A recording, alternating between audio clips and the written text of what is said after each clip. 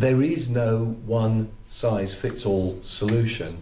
Every organization is different. We all know that it's got its own culture, it's got its own ways and metaphors and people at the top.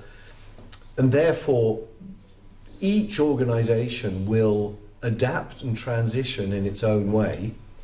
They will, over time, perhaps transform. So you might look in the rearview mirror, you might retrospect and say, gosh, look how far we've come in 5 years. Look what a different type of organization it is than 2 years ago. We perhaps talk about psychological safety, and that's an okay thing to talk about, whereas it wouldn't be before. And I mean, even if I take that, right, where an organization that had never spoken about it, where it was unsafe, I remember having a conversation with a group, and a very senior manager said in front of the group, she said, 2 years ago, I would never have been able to discuss any of the way I felt because I'd have been told that emotions do not belong in this business, leave them at home.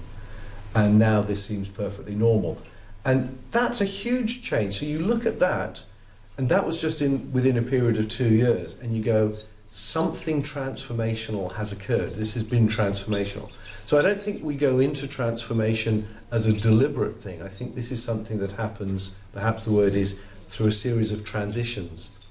And I think it is the actions, the behaviors of every single manager, particularly middle managers, because they are the way organizations scale. That's how we get to be large organizations, is through its middle management.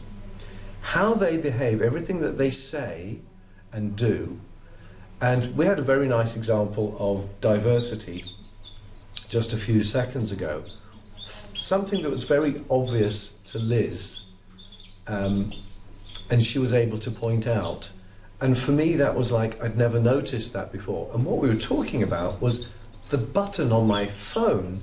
I was completely unaware that when it was in video mode, the start button was red, and when it was in still picture mode, it was white.